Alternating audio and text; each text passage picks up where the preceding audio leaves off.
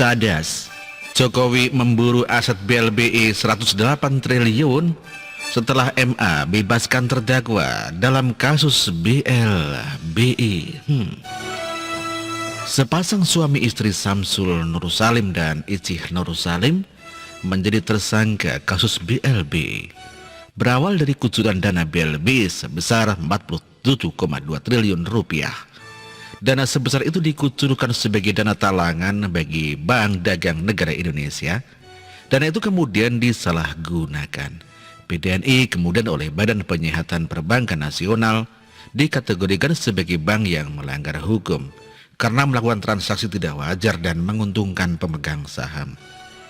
Dalam penyelesaian masalah atas kewajiban BDNI melalui pola perjanjian Master Settlement Acquisition Agreement, Samsul Nursalim memberikan aset dari PT di Pasina Citra Darmaja yang ternyata bermasalah terlilit kredit macet. Medio April 2017, KPK menduga ada kerugian negara sebesar 4,58 triliun rupiah terkait penerbitan surat keterangan lunas dalam pemberian BLBI oleh mantan Kepala BBPN Safrudin Tumenggung, dan kemudian KPK menetapkan mantan Kepala BPN itu sebagai tersangka. Bersamaan dengan proses hukum terhadap Safrudin Tumenggung, KPK fokus kepada pemegang saham BDNI yang juga ditetapkan sebagai tersangka berdasarkan pengembangan dari tersangka Safrudin. Pemegang saham BDNI Samsul dan Icih ditetapkan sebagai tersangka atas dugaan tindak pidana korupsi dalam proses pemenuhan kewajiban pemegang saham BDNI selaku obligor BLBI kepada BPPN. Akan tetapi sejak ditetapkan sebagai tersangka, sepasang suami istri itu tidak pernah diketahui keberadaannya. Mereka berdua menjadi buron sejak 30 September 2019 setelah 2 kali mangkir dari panggilan KPK. Pada saat mereka menjadi buron, proses hukum terhadap Safrudin telah sampai pada tahap banding. Pada proses tersebut, Safrudin diganjar hukuman 15 tahun penjara dan denda 1 miliar rupiah. Vonis ini mendapatkan perlawanan dari Safrudin dengan meminta kasasi ke Mahkamah Agung.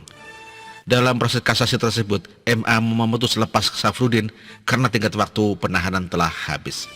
Menurut MA, Safrudin memang terbukti melakukan perbuatan sebagaimana didakwakan kepadanya. Akan tetapi perbuatan itu tidak merupakan suatu tindak pidana.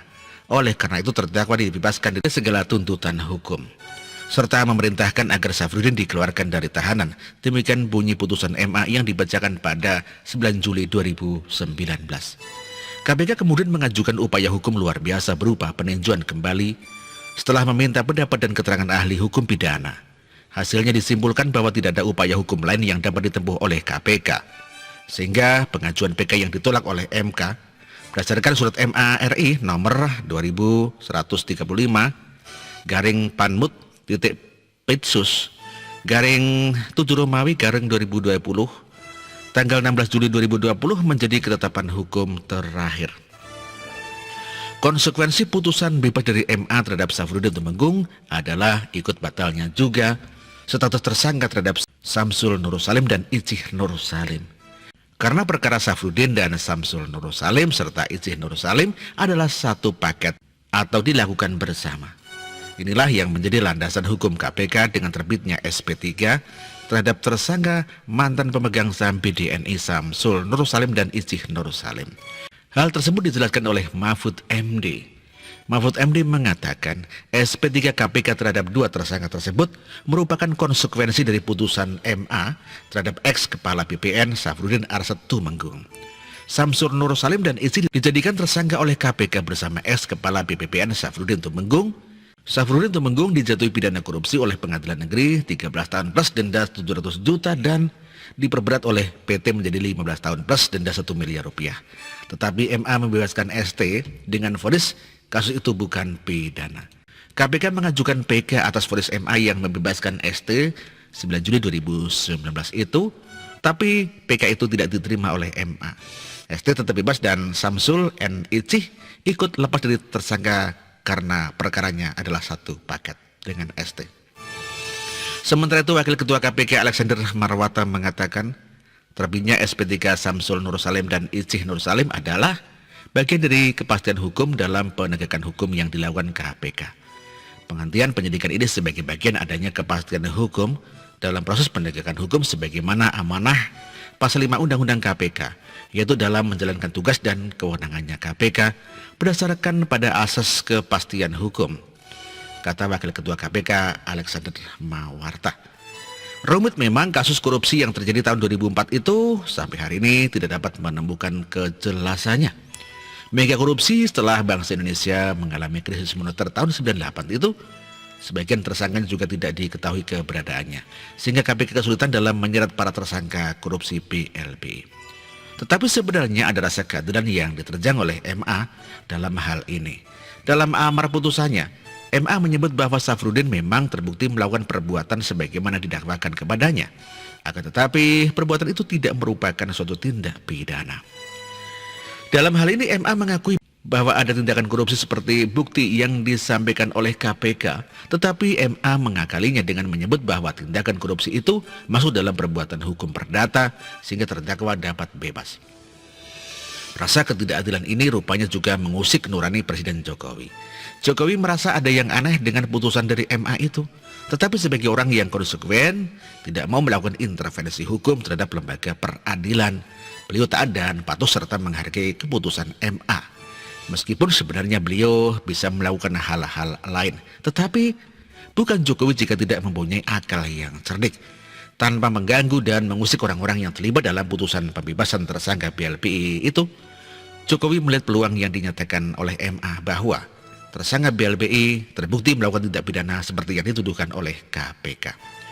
Peluang hukum tersebut dimanfaatkan oleh Jokowi untuk mengembalikan aset dan hutang BLBI terhadap negara yang jumlahnya mencapai 108 triliun rupiah. Jokowi melihat peluang itu sehingga melakukan perlawanan terhadap putusan MA secara elegan, tanpa konflik dan benturan dengan lembaga peradilan.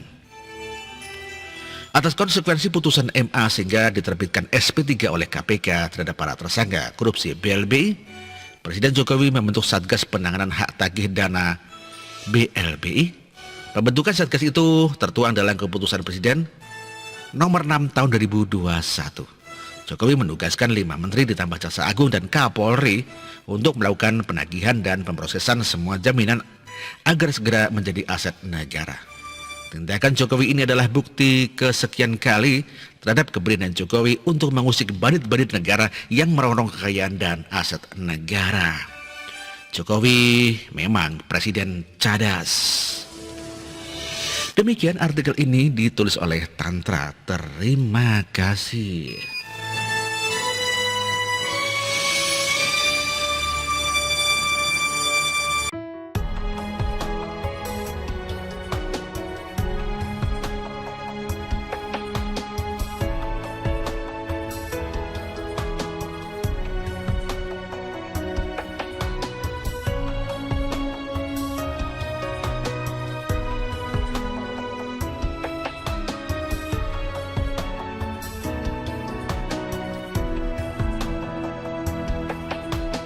Bersih, jujur dan merakyat, berbuat demi masa depan kami. Sosok pemimpin tegas pemberani,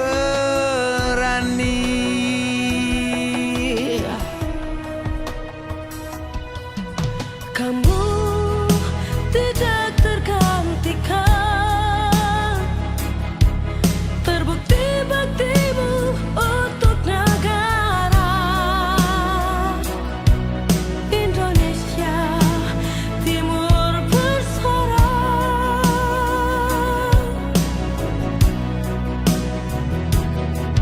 Siang dan